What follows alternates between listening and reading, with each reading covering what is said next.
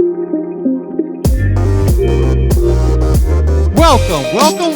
to the Basketball Fiends Podcast, a proud member of the R Skinner Podcast Network. I'm Jesus Acevedo Jr., and with me as always is Alex Aguilera. What's up? How's it going? How we doing, people? How is everybody doing on this Thursday night that we're recording? You guys are listening to us on Friday morning, I hope, or Friday afternoon, or maybe Friday night. Whatever you do, we thank you for listening. Now, Alex, before we get into our topics, I have a bone to pick with John Oliver of Last Week Tonight. Oh, boy. Now, I'm an avid watcher of Last Week Tonight. I watch it weekly. It's a very informative show that delivers important news while also being humorous. It's a great show, and I highly recommend it. But John Oliver, and I hope he's watching or listening, which he should, right? And I think he does, because for the past 4 episodes, John has started his show in the same manner as I do Basketball Fiends. And without me telling you, I'm going to just play the clip, and you fine listeners will see what I'm talking about. Here we go.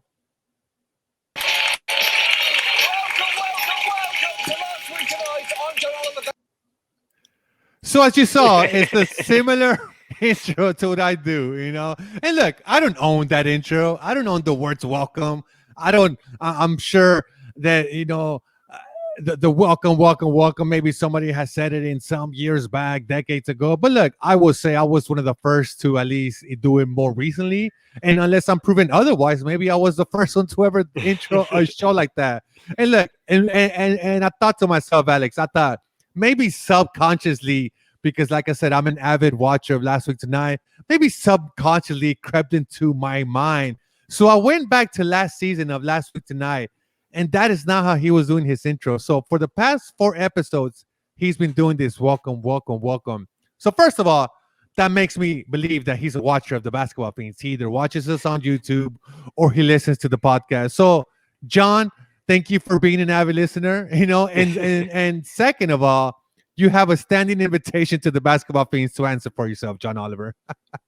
I mean, you're over here taking shots at the John Oliver. He's going to, we're not even going to hear from him. We're going to hear from his attorney. He's going to be like, oh, excuse me, sir, we're hearing about these accusations of you accusing Mr. Oliver of him stealing your intro to your podcast, however you may be. But yeah, that's I didn't expect this episode to start off with like Jesus having somewhat of a beef with John Oliver. That's just not a sentence I thought I was gonna say, but here we are. I definitely dropped this on you right before we hit record. I was like, oh, hey, Alex, by the way, and you were like, what, John Oliver? Wait, what's going on? Like, why are we talking about John Oliver?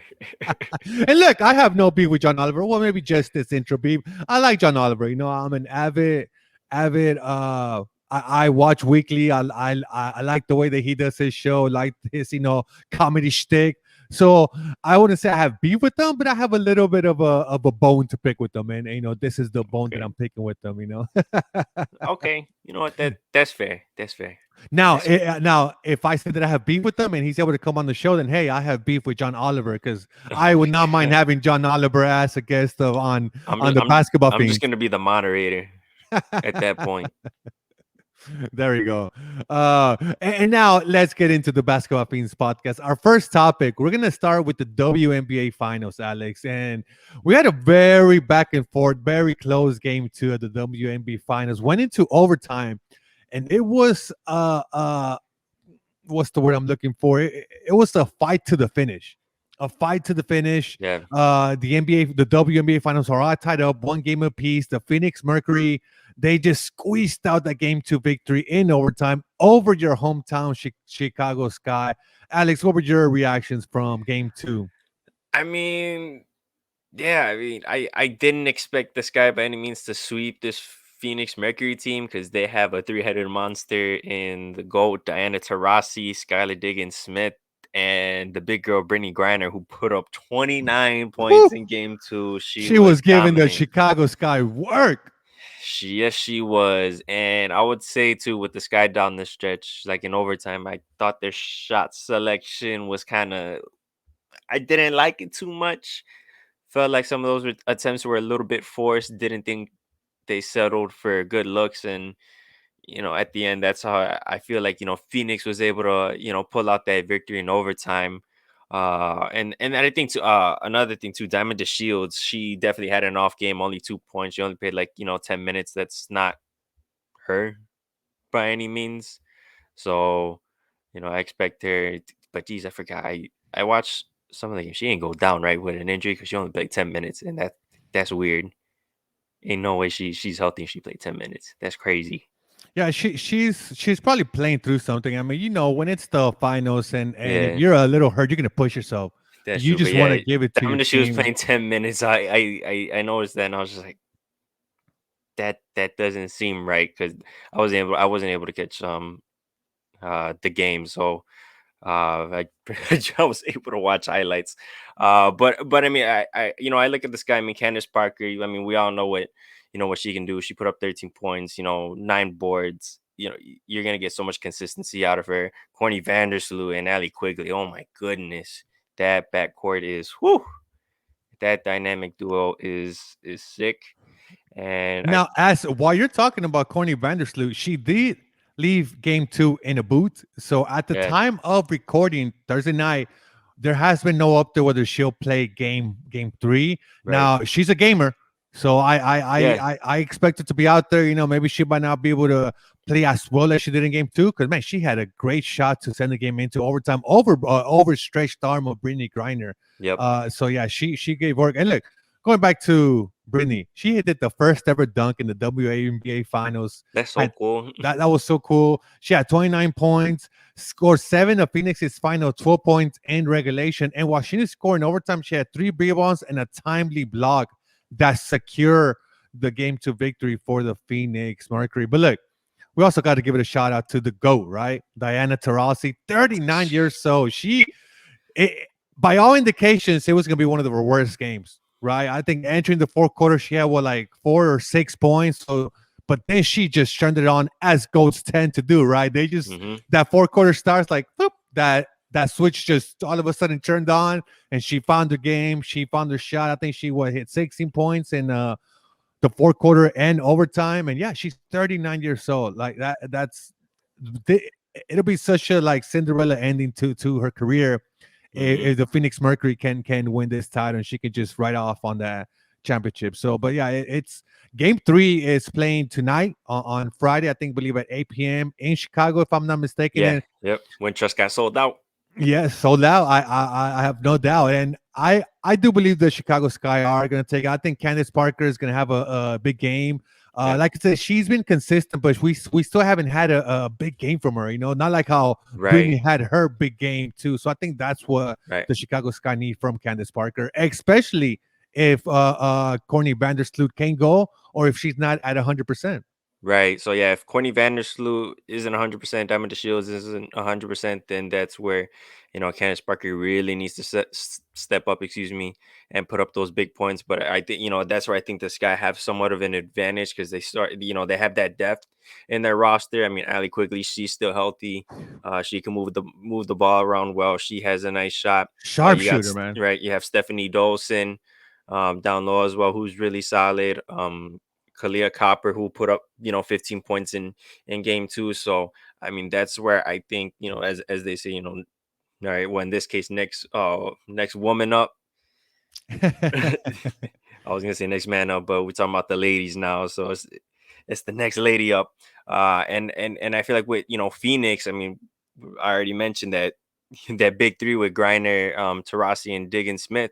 But I feel like outside of that, if they don't get the production that they got out of game two from them, I mean I mean, was it Shea Petty? I think she put up 10 points. She had an okay game, but like Sophie Cunningham, I think Brianna Turner, they only put up like single digit numbers. So really the bulk of that Phoenix Mercury production is from that big three. Yep. So they kind of rely on that, whereas I feel like the Sky, they can um, even with Courtney Vandersloot, down there, remains to be seen. And Diamond DeShields, whether or not she's 100%, maybe it was just an off game in game two.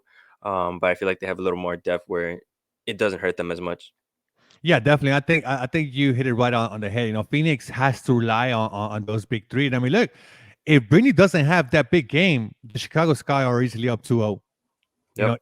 Easily. So it took Brini to have that big game to just stay within striking distance. And of course, like I mentioned, Diane turned it on in the fourth quarter. So I'm actually expecting a big game from the Nats Rossi. Not a big game, but a more consistent game throughout all four Yeah, quarters. But I do think the Chicago Sky take it, and then I do think the Phoenix Mercury take game four, and then we have an all game five decision, a game five decisive game. So now it's come to prediction time. Who you got to win it all? I think by next time we record, we should already have a WNBA champion. Or should I even ask, like, who you I think gonna was win? gonna Should I even say. ask?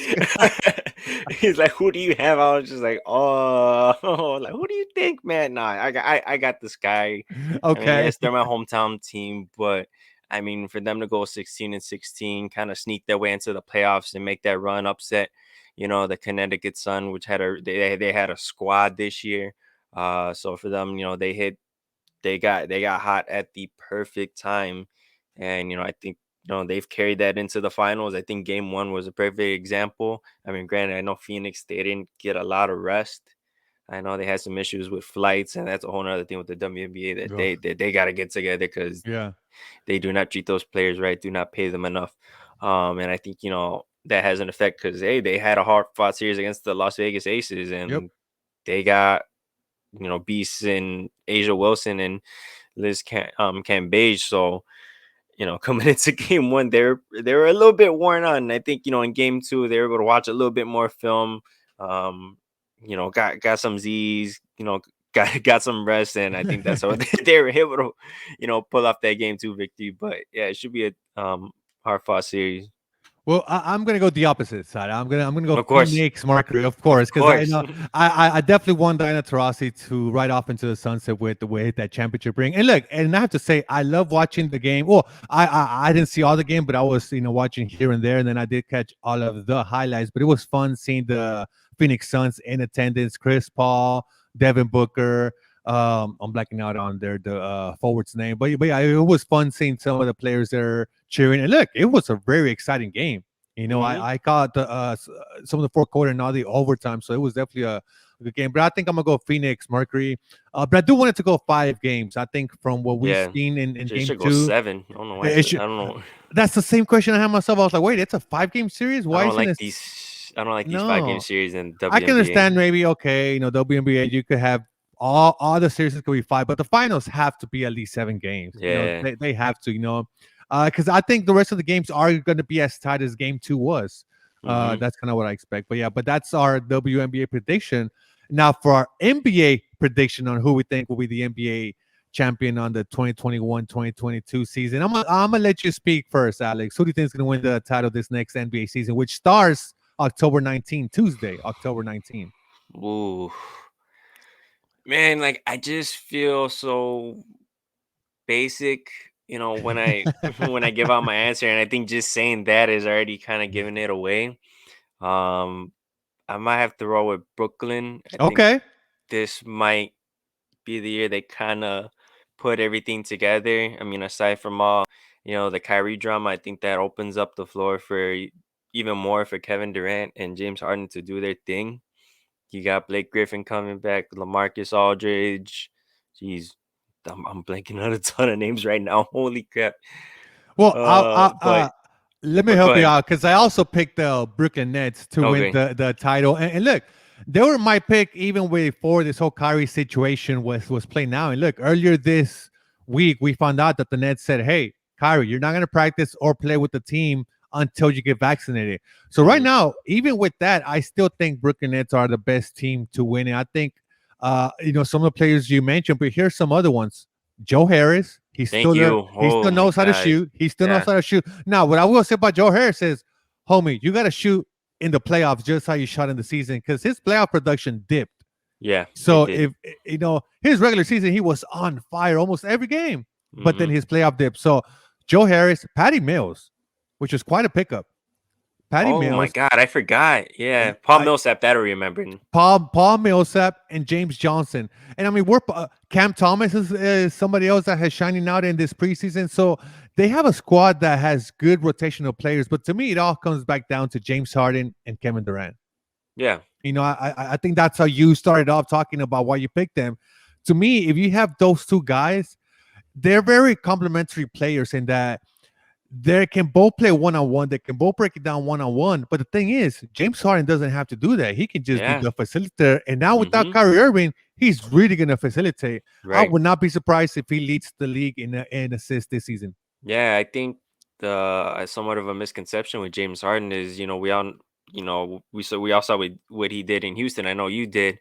I started being the main guy, the one-on-one ISO guy, you know, dribbling around, pulling up, fadeaway threes. But hey, he can dish the ball, Yep. and with Kyrie, even though he was the point guard, he's more of a scorer. He isn't necessarily a facilitator. I mean, he can pass a little bit if he has to, but he was more of a scoring guard. Whereas James Harden, I mean, we all know he can score. All right, that's a given. Um, but he can delegate and, like you said, be a floor general, be a facilitator, and that's where this is where I feel like even losing Kyrie, as much as that sucks, it opens up the floor for Kevin Durant to be, the main scorer, like no doubt, 100%.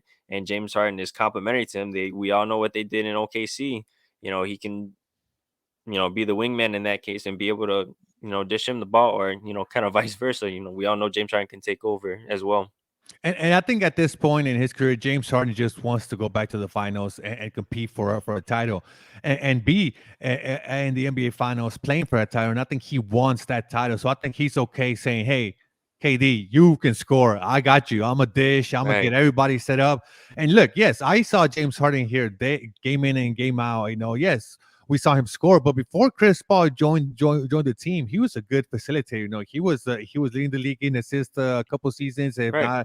if not, in the lead, he was second or third, averaging double points and assists. So he can definitely facilitate an offense. And I will say this.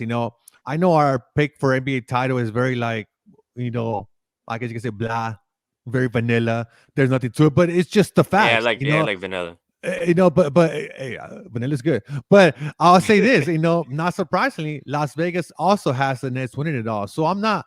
I mean, we're not going out on a limb here, right? It is what it is. But there's a reason why. And I think Steve Nash is his second season entering as a coach. I think he learned a lot last season. I think this season he's coming in and he's going to be able to become he'll be a better coach now than what he was last season. Uh yeah. I mean, I don't know. I just feel like compared to last year, where honestly that series with Milwaukee, I always, kind of turned back to that. They took the eventual champion Milwaukee Bucks to a game 7, and that was with Kevin Durant. I talked about it last episode. I'm sure with the foot, if he was like if he wore a shoe size smaller, but also like James Harden was kind of banged up in that Yeah, but series. yeah, yes, he was. He was not 100% by any means.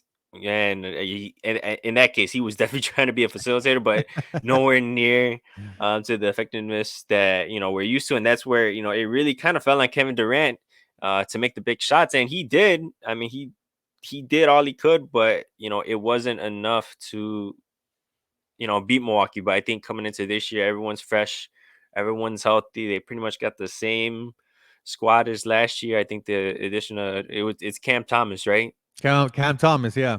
Yeah, who's been having a solid preseason. That could be a guy that comes off the bench, gives you Yep. some production, add it more, Not afraid to even. take big shots. Granted, it's Mhm. preseason, but I mean, it shows something that he's not afraid of the big moments. Right. So I mean, hey, as much depth as you can get with a team, they'll take it. So yeah, I definitely see the Brooklyn Nets as being a little bit more complete, and as long as they can stay healthy, I mean, that's why they're a favorite, or the favorite. Definitely. And now, my favorite to win NBA MVP this upcoming season, maybe a little bit out of left field, but he was second place last season. My pick is Joel Embiid of the Philadelphia 76ers. And here's why I picked Joel, right? Like I said, last season, if he doesn't get hurt, we have a very closer MVP race than what it ended up being because him Yeah. and Jokic were like neck and neck, neck and Yep. neck. And it's only because Jokic played more games that he got that separation, but Joel was right there with them. So I think this season is going to be a continuation of last season for Joel. Look, last season Joel averaged 28 points per game, 10 rebounds per game, and 3 assists while only playing 50 games. I think he missed something like 20 some odd games. And I feel like depending on the Ben Simmons situation, if Ben Simmons isn't playing, yes, I know he returned with the team earlier this week, but that doesn't mean he's necessarily going to be playing. He may hold out, but who knows? But if he doesn't play, I think Joel would just see more of the ball. But even if not, I still feel like Joel's going to see more of the ball than even he did last season. Maybe he might get more double teams, but that just means his assist numbers will go up. So I still think the offense will definitely go through him first and foremost, right? Why not, Joel? Like, who can stop this man? Well, I guess the Atlanta Hawks stopped them last season, but that's another story. So that's my pick for NBA MVP. Now, my only concern in picking Joel is the fact that Jokic won it last year. And I'm not sure, maybe in some voters' minds, they may have center fatigue and they may want to give it to like a wing player. But look, all that goes out the window if Joel performs and he puts up big numbers and the 76ers are doing as good as it did last season, right? Yeah, I mean, honestly, I don't like that pick. I mean, I do like that pick. I said I don't like that pick. I really like that pick for MVP. I think Joel Embiid is definitely set up, for an MVP campaign. And honestly, I feel like with what feels like the eventual departure of Ben Simmons, whenever that happens, and whatever Philly gets out of a deal that ever goes down. I mean, I at this point I'm just so like, okay, he's now he was holding out, now he's back. So whatever happens there, I'm kind of right with you where the offense goes through Joel Embiid, and we all know the production that he put up last season before he got injured. So I mean, I definitely see it carrying over, to this year. And I think whenever it happens that Ben Simmons, is gone, he's gonna get even more offensive production. I Yep. think, you know, whenever he's gone. So I mean, I like that pick, and I'm talking about that, and I didn't even say my MVP. Go ahead. Go ahead. Let us know. Let us know. I'm God, it's a Brooklyn year for me this year. I don't know. I feel like KD might be able to snag it this year. I think like last year being able to like truly bounce back from the Achilles, and just like his playoff performance is like, I was just kind of reminded like, damn it, KD, I think like right now is the best player in the world. And Yep. once again, it's sort of that situation similar, excuse me, to Joel Embiid, where with Kyrie kind of being out, that allows for him to get a lot more offensive production going on. And we all know he is such a talented scorer, one of the most talented scorers ever to play in this game. And then I think we also kind of forget too, he's kind of a decent defender. Like, dude's Yep. 7 foot, and this guy moves like a guard, so he can lock you down if he has to. Definitely has like a little um two-way style to him. I think at the end of the day, we all know he's just this offensive juggernaut. Just I love his pull-up jump shot. That thing is just so silky smooth. Like every time it goes up, I'm like, damn, that like it looks like it's gonna go in like every time. Yeah. Yeah. Like, and then even when he misses, it's like, damn, that was like a good miss. So yeah, I definitely could see, Kevin Durant, I guess as my favorite to win MVP. But I wonder if that would be my hot take.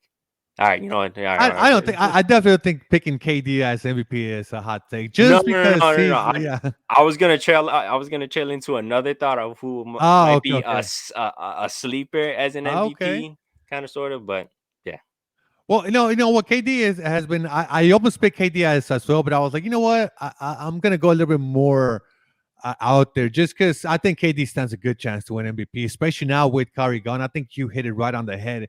Now he is the go-to option, right? Yes, James mhm, Harden is there, but I think KD is the go-to option too. Hey, I need a bucket right now, or I yeah, need you to go hit the.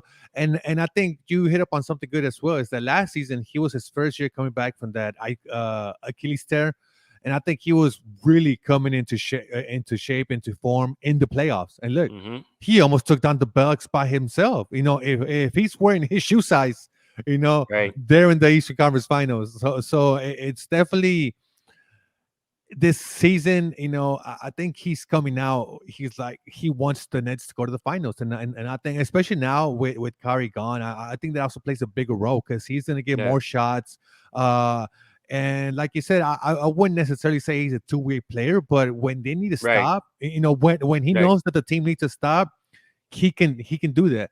He uses his big wingspan and his big Hmm. 7 foot frame really well. And sometimes he just needs to stand there, right? And just spread Hmm. your arms. You don't necessarily have to stay there man for or man foot step by step. Just being that long and that tall will affect shots. So I think that's definitely a good solid pick. I know he's in a lot of the MVP predictions that I saw. He was definitely number one, number two, in a lot of them. And for other reasons that you mentioned, yeah, he's probably the number one basketball player in the world right now. I think there's nobody. I mean, you can make arguments, right? But I think most people will have to concede and be like, yeah, he is the best basketball player in the world right now. Yeah, yeah. I mean, I just you just go back to that, playoff performance where literally you see such a depleted Brooklyn Nets team, and he almost single-handedly, defeated the Milwaukee Bucks essentially. And this is once again coming into his own off of a major injury where a lot of people were skeptical, a lot of people, questioning like, man, can KD come back to form? And he meshed well right in with the Brooklyn Nets throughout the season, and I think he really hit his stride.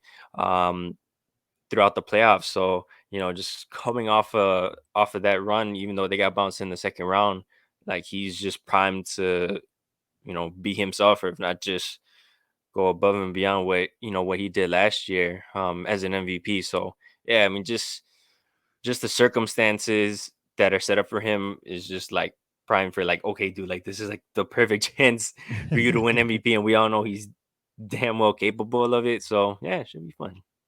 Now you were about to say something about your hot take. So this is now our last topic. It's our hot take of the season. Last year, both of us were correct on the hot take, and let's just remind our faithful listeners. Alex's hot take was that the Phoenix Suns will make a run to the Western Conference Finals. They did that, and then some, as they made a run to the NBA Finals. My hot take was that the Brooklyn Nets would not make the NBA Finals, and they in fact did not make the NBA Finals. So far in our basketball fiends career, we're undefeated in hot takes. But as we go into our second season, let's see if that continues. Alex, hit us with your hot take. All right, so here's the thing. I kind of like you said, I alluded to it a couple minutes ago, and I kind of have like two. I'm Okay. deciding what to roll with. I guess I should probably just say my two and then kind of decide what I want to roll with. So I mentioned like a sleeper MVP. I don't know if it's really a sleeper, but like I think honestly Damian Lillard could very Ooh. well pull off an MVP Okay. campaign. Okay. Hmm.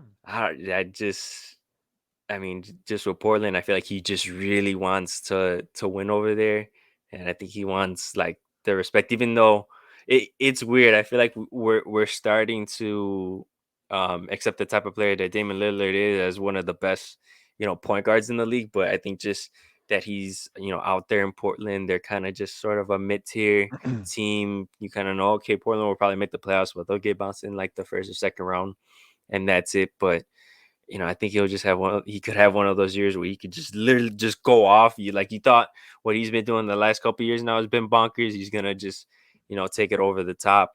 And then my other hot take was I think the Jazz could make a finals run. Ooh, interesting. Both Right? of them are interesting. The Jazz one isn't out of the realm of possibility as much as the Damian Lillard is. Well, not that Damon can win it; he can definitely win it. But I think Right. the Jazz, of the two, I see that one being the more probable one. Hmm. But that's not a bad idea. Why now? Hit us with the why on the Jazz.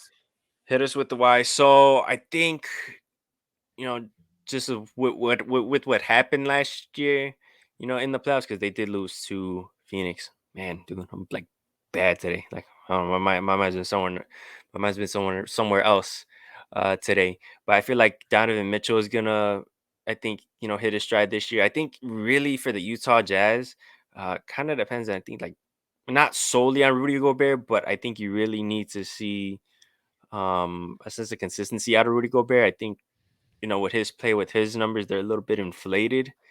Um, and I think just I don't know, defensively, he's kind of exposed, away from the rim. Like we talk about, oh, he's this great shot blocker, but you put him away from the rim, he's not, as effective. So I mean, if he can fix that, I mean, you got, was it Joe Ingles there too, Hmm. Jordan Clarkson, who just got Mike the Conley. right, Mike Conley, my boy. I love I love Mike Conley. I mean, they got a squad, and there's a reason why they had the best record in the NBA last year, and I think they can build off of that. But um, like, once again, I don't want to say it solely depends on, like, Rudy Gobert, I guess, being more consistent. But I think he's a guy that really needs to take a step up, because I think, once again, he's a great center, but I think he's a little bit overrated per se. So, but now I kind of feel like it's weird. I feel like I should say Damian Lillard is my hot take, even though I said Kevin Durant's probably going to win MVP. I feel like my hot take should be, because I think it might be a win-win scenario or a lose-lose scenario if KD doesn't win and Damian Lillard does win. Screw it. Hot take, Damian Lillard gets There MVP. you go. There we go. I love it. Commit, and you did it. All right. Now, look, it's not out of the realm of possibility. Like I say, Damian Lillard, each season he's upped his game, right? So it's not out of the realm of possibility. If he can lift the Blazers team to a top three finish in the Western Conference, and he's having the career year, I could definitely see him getting votes. But I think the team has to be doing well, top three. I don't think they've ever finished top three in the Western Conference under Damian Lillard. I could be wrong, so please correct us, listeners, if I am wrong. So that's not bad. My hot take for the 2021-22 NBA season is that the Los Angeles Lakers will not make the NBA Finals. That is my hot take. Hmm. I don't think the Lakers will make the finals, and my why is just simply, aside from LeBron James and Anthony Davis, I do not like that roster. I don't see how they all fit. They have Russell Westbrook, Carmelo Anthony, Dwight Howard, Trevor Ariza. I'm just running through the roster here. Ken Basemore, Talon Horton Tucker, who I like a lot, Wayne Ellington, DeAndre Jordan, Kendrick Nunn, Rajon Rondo. And just the overall, I feel defensively, I don't trust him. Russell Westbrook has never been the best defender. He can get you some steals here and there, but we need him to focus. And we saw, well, at least I saw this clip of him already in preseason where he just lost his man. He was just looking at the ball, and his man just went to get a wide open shot. So then Carmelo Anthony, once again, defensively, defense and Carmelo Anthony don't really go in the same sentence. So now points, yes, Carmelo's gonna get you points, but he's gonna give up points. So I just think defensively, this team's gonna let you down, and we've seen in playoff basketball, defense wins games. What's the reason that the Milwaukee Bucks won the title is they locked down when they needed to. They locked down on the Nets. Yes, it was one shoe size of Kevin Durant away from them not making the Eastern Conference Finals, but then they made it. Then they were able to beat the Hawks and then beat the Suns. Teams that were better than them offensively, they were able to lock them down. So I think defensively, this Lakers team, I don't have any confidence in that. Now, look, they might make it to the Western Conference Finals because they still got LeBron James, and he's Right. still a Yeah. damn good player. He may not be Mm-hmm. the best basketball player in the world, but he's probably still top five easily. So, and look, Anthony Davis, while I'm not as high on AD as other people are, he's still Anthony Davis. He can still get you 25 and 10, 30 and 10. Maybe not nightly, but he's still a big presence.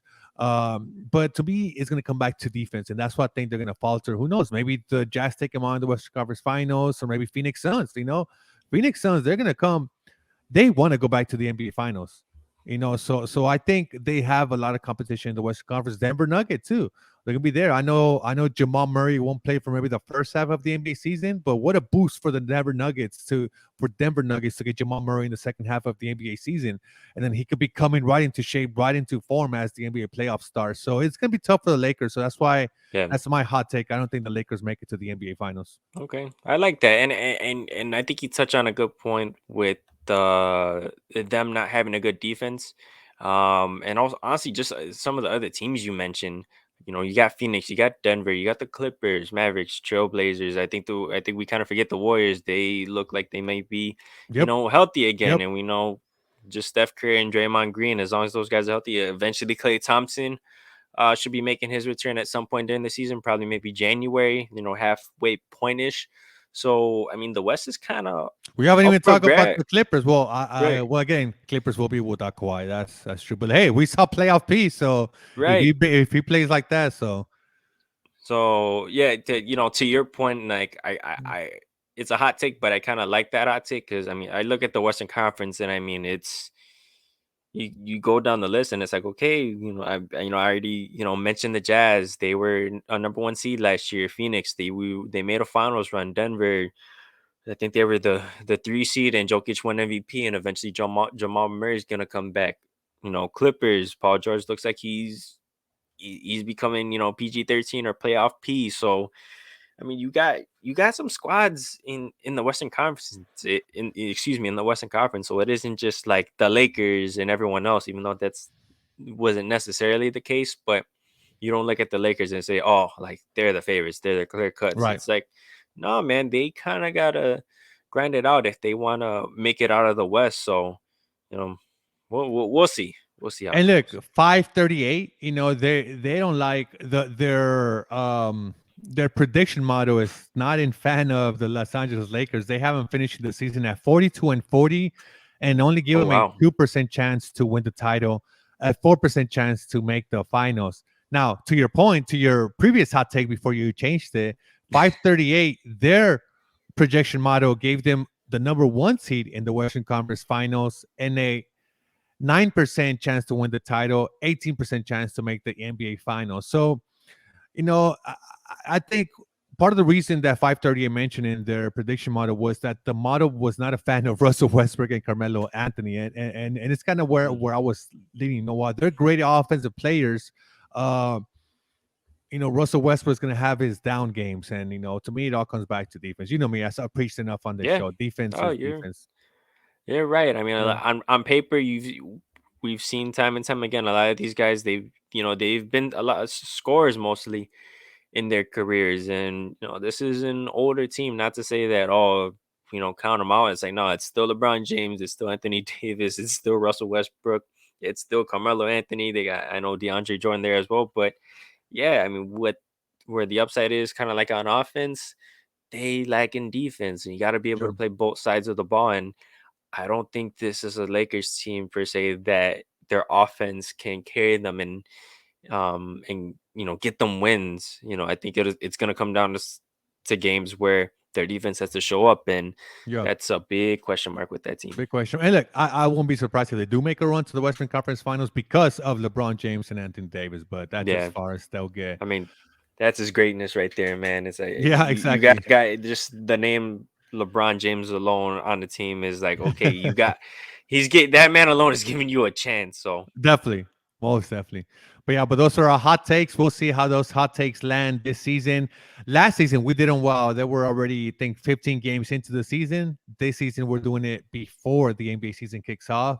yep. And this is our 39th episode, Alex. We're almost close to 50. Next week will be our 40th. It's another marquee episode.